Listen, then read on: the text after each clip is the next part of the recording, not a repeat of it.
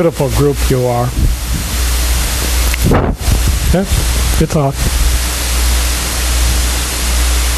Whenever I leave and Reverend Beverly speaks, I'm always expecting that there's going to be a lot of glitter laying around. There was. They cleaned it up before I got back. All right. So, and when I saw the title of her talk, God's Bucket, I knew there was going to be buckets of glitter coming out. What a beautiful group you are. Thank you for choosing to be here today. In this experience of Asilomar, the theme this last week was the journey home. And there was probably, 15, 20 different ministers speaking throughout the week, and everybody had a perception on it, and everybody had their take on it, and some of them kind of contradicted what the other ones were saying, and some of them were new insights that people hadn't thought about, and some were, the same old that goes around, and we try to figure out 52 different ways to say it so that we have something every Sunday to speak about. Science of mind is a philosophy, it is a belief, it is a way of life. This was the way in which the founder, Ernest Holmes, created this out of a correlation of what he knew from science and what he knew from other traditions and other cultures and other faiths, that he brought it together and desired to bring it into a place by which he could understand it, into a way in which he could develop and emerge and grow his life. It was a very selfish thing on his part to bring this forth.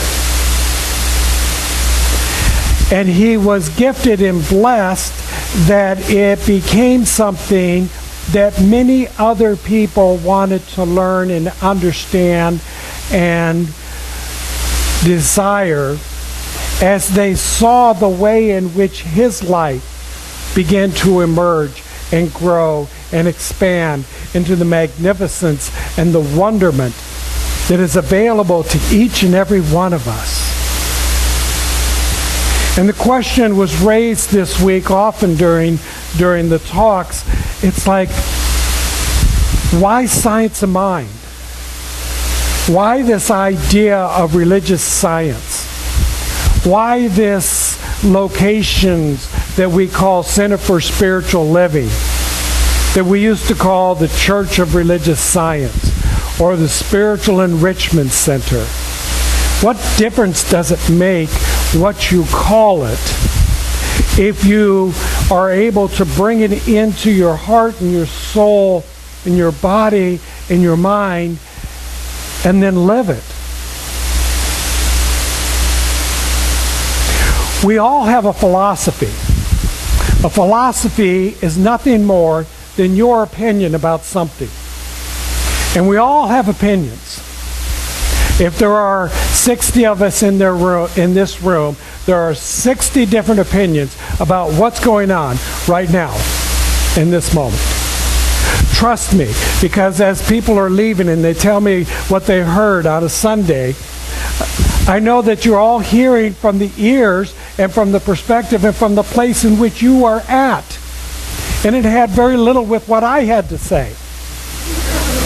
Not that I didn't have something important to say, but where you were at, what you needed to hear was the way in which you heard it. And this is the way Science of Mind works, is that we can have all of these books and we can have all of these classes and all of these workshops, and we can have a plethora of ministers and practitioners stand up here and talk to you about it. But if you don't take something and then integrate it and work it and massage it and understand it and then take it out into life and live it, it is of no use to you whatsoever. Maybe you just come for the coffee and the cookies, and that's okay, because that's a good thing. Bless you. Because what we do in location, and this is the part where we live it, is that we create community. Community. This is why we have a building, so that we can have community. You could all sit at home and watch me on the website. It's just as marvelous on there, and then you could turn it off when you want to and go have snacks, or you could have snacks while you're watching it. But what we do is we come here in order to have community, because we're not meant to do this alone. If we were meant to do this alone, and the magnificence and the power and the abundance that the divine intelligence has created, there are more than enough galaxies for each one of us to have our own galaxy. And we wouldn't have to bother with anybody else. But the reality of it is, and we may not understand this, but the reality of it is that we are meant to be together. We are meant to be in community. It's that connection that we make. And sometimes the connection that we make feels like this. But out of that, it points the way in which we want to go. Because when we find something that we don't want, something that is in the pain and the suffering and the lack and the limitation, and we go, I don't want this, we now know that we could simply turn in the other direction and say, I want more of that.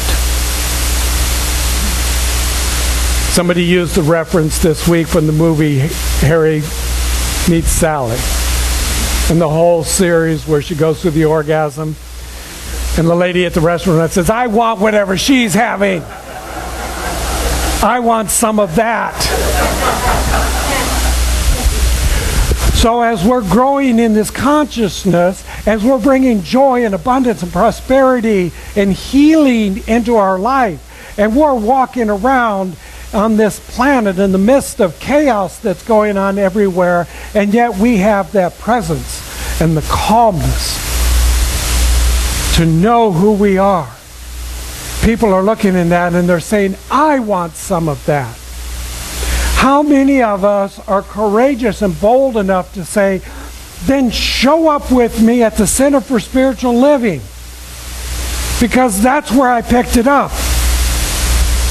And I know that many of you have done that, because so many of you come to me and you say, this teaching, this class, this community saved my life. This is where I found healing. This is where I found joy. This is where I found my next husband or wife or whatever. The goodness of it. It's the community. It's the community that's creating. My talk today is Wise Up.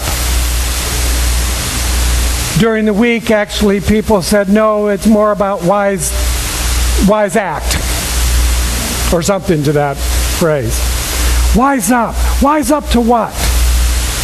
To the wisdom that the power and the presence is already there within you. There is nothing that I do that creates anything within you that the divine intelligence, the infinite good, God, Spirit, Allah, whatever you want to call it, has not already made manifest in the personality, in the form, in the soul of who you are. What I try to do sometimes is help you open the windows, blow out the door,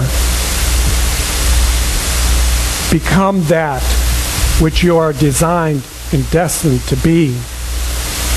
The magnificence when I look into your eyes, when I see into the depths of your soul, from that place from within me that knows the oneness and the wholeness, that I can see the oneness and the wholeness within you. That when I am able to love myself enough, that I can love you.